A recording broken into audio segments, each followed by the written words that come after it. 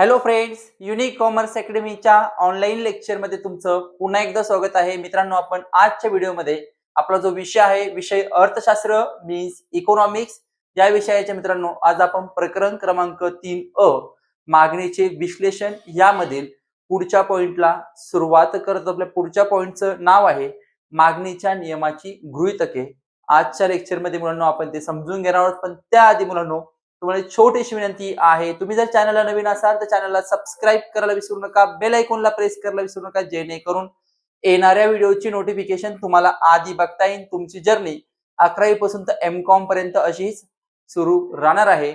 आणि मुलांनो, आपण मागील व्हिडिओमध्ये आपला जो पॉइंट होता व्हेरी व्हेरी इम्पॉर्टंट मागणीचा नियम आपण समजून घेतला होता. तो व्हिडिओ तुम्ही बघितला नसेल तर त्या व्हिडिओची लिंक तुम्हाला ह्या व्हिडिओच्या डिस्क्रिप्शन बॉक्समध्ये दिली जाणार आहे. तसेच तुम्ही ह्या व्हिडिओच्या वरती आय बटन क्लिक करून तो व्हिडिओ बघू शकतात. आणि मुलांनो, आज आपण त्या पुढचा आपला महत्वाचा पॉइंट आहे मागणीच्या नियमाची गृहीतके आपण समजून घेऊयात. आता मुलांनो, मागणीच्या नियमाची गृहीतके हा जो प्रश्न आहे किंवा हा जो पॉइंट आहे, हा तुम्हाला मागणीच्या नियमाच्या प्रश्नात येतो. आपण मागील व्हिडिओमध्ये समजून घेतलं होतं की तुम्हाला दोन प्रकारे प्रश्न विचारला जातो. मागणीचा नियम गृहीतकासह स्पष्ट करा, म्हणजे मागणीचा नियम प्लस तुम्हाला गृहीतके असा प्रश्नाचं उत्तर लिहायचं असतं. किंवा मागणीचा नियम अपवादासह स्पष्ट करा, म्हणजे मागणीचा नियम स्पष्ट करून त्याचे अपवाद स्पष्ट करायचे असतात. मग आता आपण पहिले गृहीतके समजून घेऊ. तर गृहीतके तुम्हाला क्लिअर झाले की त्याच्यानंतर पुढे आपण अपवाद घेऊयात.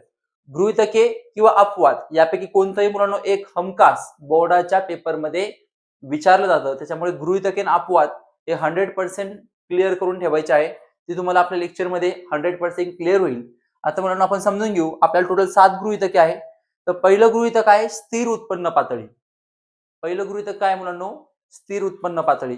आता मुलांनो, जे आल्फ्रेड मार्शल आहे ज्यांनी मागणीचा सिद्धांत मांडला, त्यांचं म्हणणं असं आहे की जर व्यक्ती म्हणजे आपण उपभोक्ता आहे, आपल्या उपभोक्त्याच्या उत्पन्नाची पातळी जर स्थिर असेल, आपल्या उत्पन्नाची पातळी स्थिर असेल तरच आपल्याला हा मागणीचा नियम अनुभवता येईल.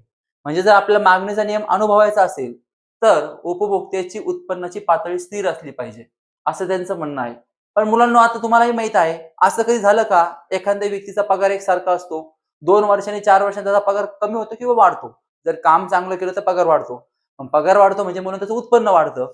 आता मुलांनो, तुम्हाला माहित आहे, जर उत्पन्नात वाढ झाली तर ऑटोमॅटिक काय होणार आहे? मागणीत वाढ होणार आहे. म्हणजे मुलांनो, उत्पन्नातील बदलाचा परिणाम हा आपल्या मागणीवर होत असतो. म्हणून स्थिर उत्पन्न पातळी हे एक मागणीच्या नियमाचं गृहीतक आहे. आता मुलांनो, गृहीतक म्हणजे त्यांनी गृहीत धरलेले कोणी? आल्फ्रेड मार्शलनी, ज्यांनी मागणीचा नियम मांडला त्यांनी हे गृहीत धरलं की मागणीच्या नियमाचं गृहीत आहे. पण मुलांनो, आपण ज्यावेळेस समजून घेत असताना ते गृहीतक योग्य असेलच असं नाही. जसं मी तुम्हाला समजून सांगितलं, स्थिर उत्पन्न पातळी त्यांनी सांगितलंय. मागणीचा नियम अनुभवायचा असेल तर उत्पन्न पातळी स्थिर पाहिजे. परंतु व्यक्तीच्या उत्पन्नामध्ये बदल झाला तर त्याचा बदलाचा परिणाम मुलांनो कशावर होत असतो? मागणीवर होत असतो. म्हणून मुलांनो, स्थिर उत्पन्न पातळी हे एक गृहीतक आहे. 2 नंबर आहे लोकसंख्येच्या आकारमानात बदल नाही. आता मुलांनो, त्यांचं असं म्हणणं आहे अल्फ्रेड मार्शलचं की लोकसंख्या जी आहे ती स्थिर पाहिजे, लोकसंख्या समान पाहिजे, म्हणजे लोकसंख्येच्या आकारमानात कोणताच बदल नाही झाला पाहिजे, असं त्यांचं म्हणणं आहे. परंतु मुलांनो, तुम्ही बघितलं असेल, जर लोकसंख्या जर स्थिर असेल तर मुलांनो मागणी स्थिर असते. जर आपली लोकसंख्या स्थिर असेल तर मागणी कशी असणार आहे? स्थिर. परंतु मुलांनो, जर लोकसंख्येत जर बदल झाला तर त्याचा परिणाम मागणीच्या बदलावर होणार आहे. कशावर होणार आहे मुलांनो? मागणीच्या बदलावर होणार आहे. मग अल्फ्रेड मार्शल यांना असं सांगायचंय की जर आपल्याला आपली मागणी स्थिर ठेवायची असेल तर मुलांनो त्यासाठी काय असलं पाहिजे? आपली लोकसंख्या सुद्धा समान असली पाहिजे. म्हणून मुलांनो, लोकसंख्येच्या आकारमानात कोणताच बदल नाही हे एक मागणीच्या नियमाचं गृहीतक आहे. त्यानंतर 3 नंबर आहे पर्यायी वस्तूच्या स्थिर किमती. 3 नंबर काय आहे मुलांनो? पर्यायी वस्तूच्या स्थिर किमती. आता मुलांनो, उदाहरण घ्या की पर्यायी वस्तू आहे. समजा पर्यायी वस्तू, समजा उदाहरण घेऊ आपण, साखरला गुळ असतो पर्याय. काय असतो मुलांनो? साखरला गुळ पर्याय असतो. मग आता मुलांनो, समजा साखरला पर्याय गुळ आहे. पण गुळाची किंमत जर स्थिर असेल, आता पर्यायी वस्तूच्या स्थिर, स्थिर म्हणजे मुलांनो समान. मग आता साखरेला पर्याय गुळ आहे आणि गुळाची किंमत जर स्थिर असेल मुलांनो, तर तिथे त्यांचं म्हणणं आहे की मागणीमध्ये बदल होत नाही. मागणीमध्ये बदल होत नाही. कधी? जर गुळाची म्हणजे पर्यायी वस्तूची किंमत जर स्थिर असेल, समान असेल, तर त्याचा बदलाचा परिणाम मागणीवर होत नाही. परंतु मुलांनो, तुम्हाला विचार करताच्या अपोजिट पण विचार करायचा. जर पर्यायी वस्तूच्या किमतीत जर बदल झाला, म्हणजे उदाहरण घ्या, गुळाच्या किमतीत जर बदल झाला तर त्याचा परिणाम मुलांनो साखरेच्या मागणीवर होणार आहे की नाही?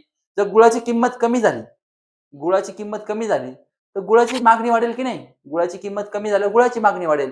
म्हणजे मुलांनो जी पर्यायी वस्तू आहे, त्या पर्यायी वस्तूच्या किमतीत बदल झाला तर त्याचा परिणाम मागणीवर होत असतो. म्हणून पर्यायी वस्तूच्या स्थिर किमती हे एक मागणी नियमाचं गृहीतक आहे. 4 नंबर आहे मुलांनो पूरक वस्तूंच्या स्थिर किमती. 4 नंबर काय मुलांनो? पूरक वस्तूच्या स्थिर किमती. आता मुलांनो पूरक वस्तू म्हणजे काय? की जेव्हा मुलांनो आपण एक गरज पूर्ण करायला 2 वस्तूंची मागणी करतो. समजा उदाहरण घ्या आता बाईक आहे, मोटरसायकल आहे. आता मोटरसायकल एक वस्तू आहे. मोटरसायकलने आपली गरज पूर्ण होणार आहे का? नाही. मोटरसायकलसाठी आपल्याला पेट्रोल लागणार आहे. म्हणजे जेव्हा आपण पेट्रोल आणि मोटरसायकल एक गरज पूर्ण करायला आपण पेट्रोल आणि मोटरसायकल दोन्हीची मागणी करतो. जसं की शाई पेन असेल. शाई पेनला पेन पण लागतो आणि शाई पण लागते. म्हणजे शाई आणि पेन, शाई पेन 2 वस्तूची मागणी. त्याला आपण पूरक मागणी म्हणतो. मग जेव्हा आपण पूरक वस्तूच्या किमती स्थिर असतात. पूरक वस्तूच्या किमती स्थिर असतात, तेव्हा मागणी मुलांनो स्थिर असते. समजा उदाहरण घ्या. आपण मोटरसायकलची मागणी करतोय. मग आता मोटरसायकलसाठी आपल्याला पेट्रोल लागणार आहे. पेट्रोलची किंमत जर स्थिर असेल, तर मुलांनो मोटरसायकलची मागणी कशी असणार आहे? स्थिर. परंतु मुलांनो पेट्रोलच्या किमतीत जर बदल झाला, समजा पेट्रोलची किंमत वाढली. आता रिअली आपण बघतोय मुलांनो पेट्रोल किती वाढलंय, पेट्रोल महागलंय. म्हणजे ज्यावेळेस पेट्रोलची किंमत वाढते, त्यावेळेस ऑटोमॅटिक मोटरसायकलची मागणी कमी होते. कशाची मागणी कमी होते? मोटरसायकलची मागणी कमी होते. म्हणून मुलांनो पूरक वस्तूच्या स्थिर किमती हे एक मुलांनो मागणी नियमाचं गृहीतक आहे. त्यानंतर मुलांनो 5 नंबर आहे, भविष्यात किंमत बदलाची अपेक्षा नाही. 5 नंबर काय आहे मुलांनो? भविष्यात किंमत बदलाची अपेक्षा नाही. आता अल्फ्रेड मार्शल यांचं म्हणणं आहे, की एखादी वस्तू आहे, त्या वस्तूची किंमत भविष्यात बदलाची अपेक्षा नसते किंवा अपेक्षा ठेवत नाही. मग आता जनरली मुलांनो आपण बघतो, काही अशा वस्तू असतात, की त्याची किंमत भविष्यकाळात बदलू शकते. भविष्यकाळात किमतीमध्ये बदल होऊ शकतो.